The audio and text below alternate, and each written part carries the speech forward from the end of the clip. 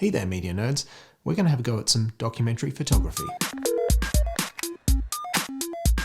So documentary photography is really a form of photography that chronicles important events in history or everyday life. And we often refer to this as photojournalism, and we call these things photo essays.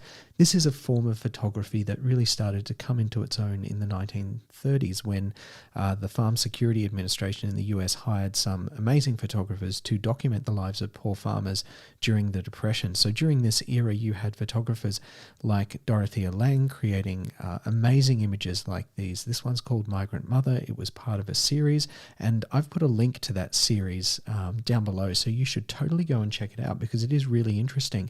And this one by Eugene Smith, which was called Country Doctor, again, another amazing series of images that I'll get you to take a look at.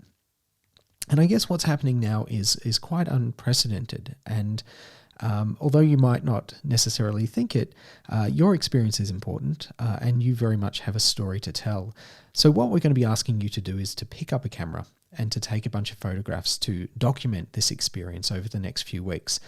I really don't mind what sort of technology you use. So you can use the camera on your phone, you can use a digital camera, maybe you've got a fancy DSLR at home.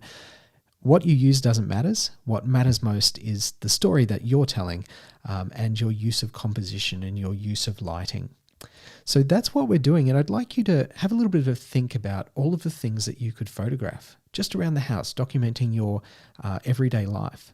And one of the challenging things about this task is really bringing a set of fresh eyes to what you probably consider to be the daily and mundane. So some of the things that you might like to consider photographing could include things like your routine. So let's just say one of the things that you're doing now is exercising, which is one of the last things we can do at the moment. Maybe that involves a daily walk with your family. Perhaps you could document that for me as part of this photo essay. Maybe as a family you have certain rituals. Maybe you make lunch for your brothers and sisters in the middle of the day, and perhaps you could document that for us. Maybe you're cooking together as a family, so you could document those little family rituals that you have. It could be, this is an interesting time, and it might be that your family is working from home, and perhaps you could, without interfering, document that. You could document your comfort eating during this time. And maybe do some stuff around the kitchen in terms of photography. I'm also really interested perhaps in spaces. So those spaces that you might have, maybe you go and sit out on the balcony, in the middle of the day when you eat your lunch. Maybe you're heading out into the backyard or something like that. It could be that you choose to document some of the entertainment. So maybe you're photographing the back of your brother's head when he's playing Fortnite or something like that. Maybe, your family is sitting around, doing jigsaw puzzles and playing board games at the moment. And those are things that you could document for us. As I said, it's quite a strange and interesting time. That said, technology is also interesting at the moment. So we're using technology in ways that we haven't necessarily before to really keep in touch with our friends and to keep in touch with our family. Maybe you've got a family FaceTime planned with grandma, and that's going to be something that you choose to document. And it could be that you're bringing all of these different sort of emotions that you might be feeling into these photographs. So I think even though we've got quite a contained space to do this documentary photography task, there are some quite big ideas that we can engage with here. Now, when you're looking at the things around you and you're thinking about taking photographs of them, what I want you to think about is some of the compositional techniques that you might use when you're taking those photographs. And I'm going to give you a whole grab bag of techniques. So when you see something that's quite interesting, you can put some of these techniques to use to create really interesting, vibrant, visually fascinating images. And the first one of those techniques is one that you'll be familiar with from media, the idea of rule of thirds. So it's basically an aesthetically pleasing way to compose your images. So if you divide your frame up into thirds, horizontally and vertically, try placing your subjects on these lines or where they intersect to create really nice looking images. So you can see this quite simple image here is using rule of thirds. Here's another image as well, making really good use of those third lines. So again, put your the subject of your photos on those third lines or where those lines intersect, and you'll create some really interesting and visually striking images. Another thing that you might like to play around with is symmetry. And this is something that can really bring a lot of balance and harmony to your images.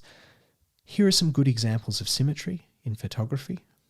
You can use, symmetry in terms of the objects in your frame. One of the things you can often do with symmetry is to center frame your subject. And again, that will give the frame a very balanced and symmetrical kind of look.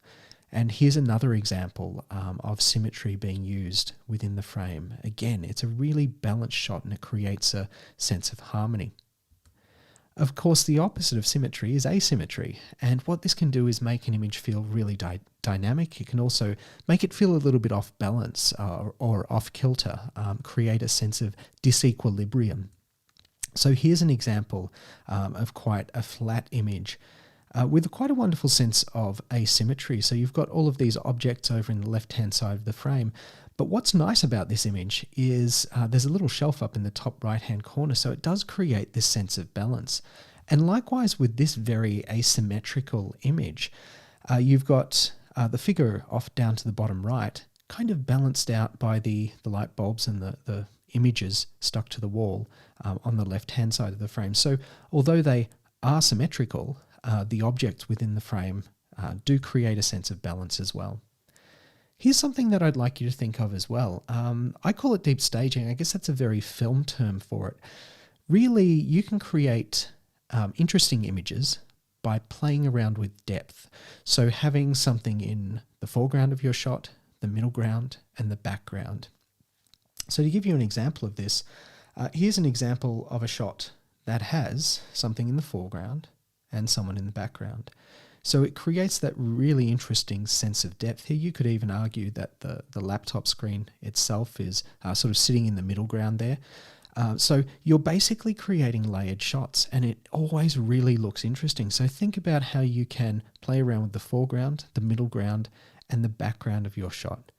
And of course, the opposite of this is flat staging, where you really have no layers to your image at all. It's really two-dimensional. And what this can often do, it can make shots look very boring, or it can help to draw the viewer's eye to particular objects. Wes Anderson is a big fan of this compositional technique in his films, and here's a really good example of flat staging. If you're photographing someone against a wall, you've got a whole lot of negative space in the frame, it can look really fantastic. Playing around with frames within frames can be fun. So you look for things in the environment. It could be a doorway, it could be a window. You might put your subject in that doorway, in that window. They could be framed by furniture, things sitting around the house. Other people could be creating a frame within a frame. It doesn't necessarily have to be rectangular. Any object can help you to isolate the subject and draw the viewer's eye to them. So here's a really nice example of a frame within a frame. So you've got your doorway and you've got your subject standing in that. And here's another one as well, someone framed within the frame created by that cab window.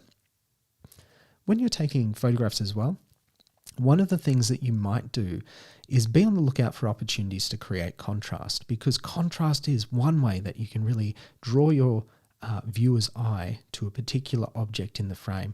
And you can create contrast through the use of color, through the use of light, and the use of patterns as well. Here is a fantastic example of color being used, to create contrast. So you have the quite drab, almost monochromatic wood in the background, and you've got the very vibrant red of the tomato. It creates a really striking image.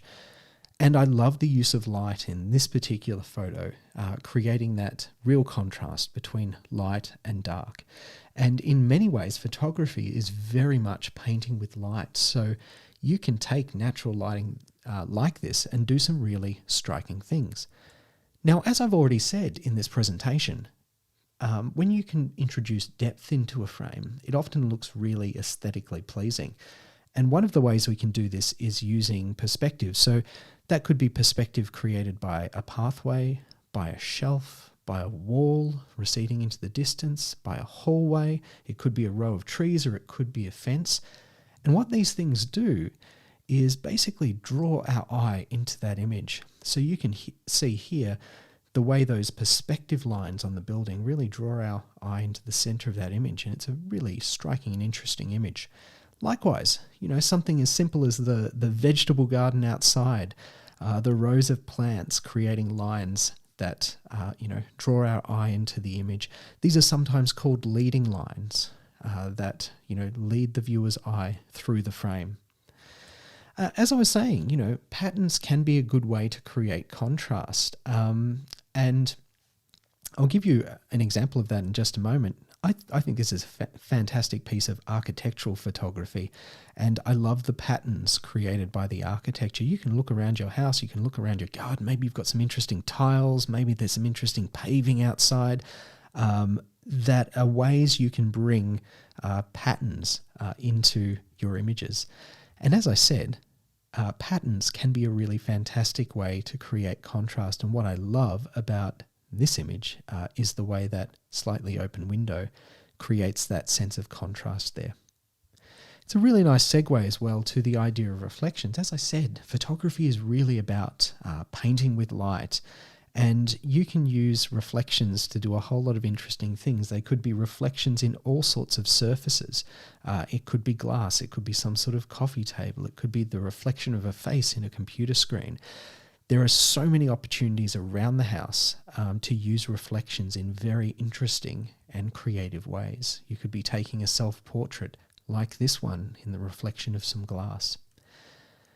In terms of lighting, there are also some really interesting things that we can do, and I think you can really achieve a lot with natural light that might be coming in through a window. A single light source like this can really create a chiaroscuro effect, which can be quite nice and quite interesting.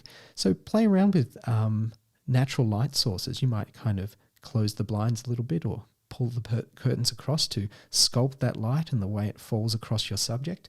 And also think about artificial light sources as well. So you might have the face of someone illuminated by a computer screen or a smartphone screen. You can do so much with the available light in your environment.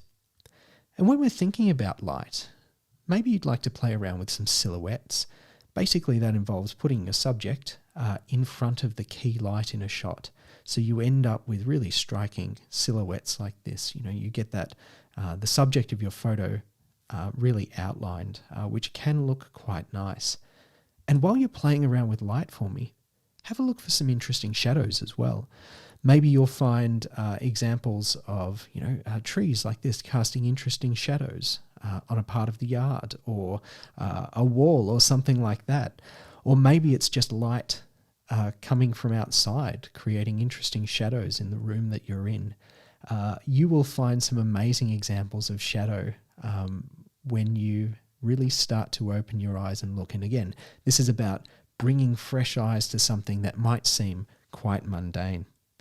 Depending on what sort of a camera you're using, you might also be able to play around with shallow depth of field. Now with a DSLR, this is created by changing the aperture. A very small aperture like f1.4 gives us quite shallow depth of field. Quite a small aperture like f22 creates very deep focus. So here's an example of shallow depth of field. You can achieve this on a lot of smartphones using what's called portrait mode. So you get that, our eye is drawn to the part of the image that's in focus, and then you get that really nice softness in the background. And one of the things you can do to, emphasize this is have a nice separation or a distance between the subject or object of your photo and the background. That can really help to accentuate this.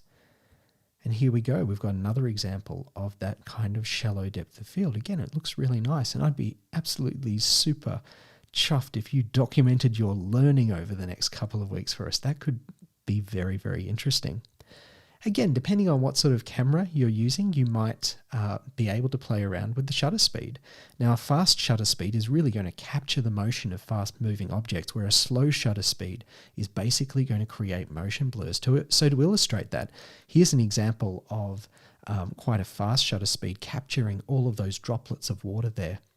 And here's an example of a long exposure or a slow shutter speed, creating those motion blurs on the moving figures. So maybe download some apps, maybe play around with the camera on your phone, see what you can do in terms of shutter speed like this. Now, as media students, you know a lot about shot size and camera angle. I guess my advice with this type of photography is to vary this a little bit. Don't always take it from eye level or use a medium shot in your photographs. Get in there and get some extreme close-ups and close-ups of objects and things that are important to you during this time. It might be that you have the opportunity to take some extreme long shots, as you're exercising. And when we're talking about camera angle, maybe try to get away from eye level, try an overshot, try a low angle shot, those sorts of things. This is something that on Instagram is called a flat lay. I think it's a genre of photography where you get to show off about all the expensive things you own, but that's just me.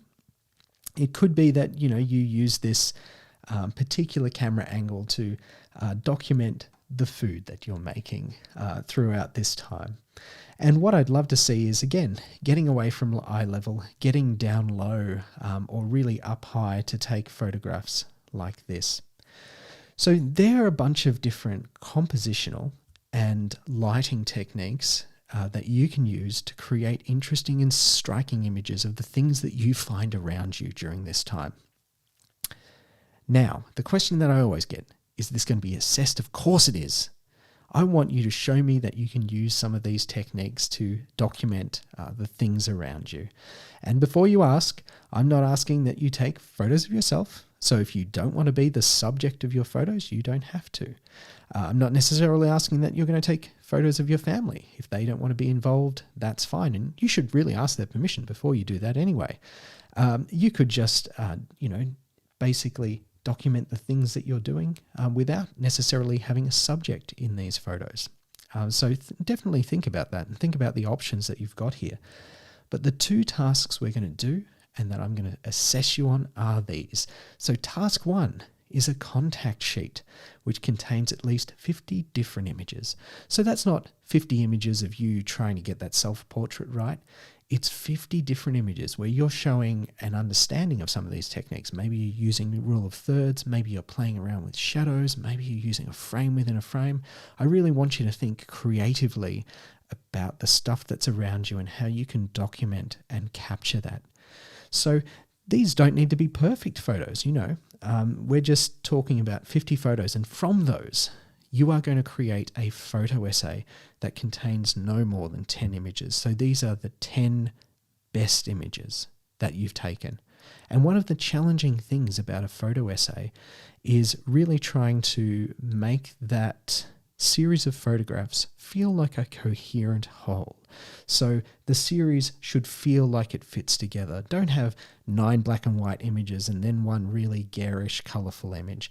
They should feel like a whole. There should be a connection between them. They should be telling a story about this time that you're going through.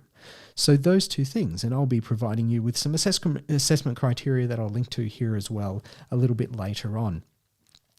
Now, so that's the task, and we're going to have a fair bit of time. One of the reasons I'm giving you this work is so that you can get up from your laptop, you can, move around, you can think creatively, and you can have a little bit of time away from your computer screen, and we can look at a phone screen or a camera screen instead. So that sounds really nice, and it should be fun and it should be creative, and I really want you to enjoy this.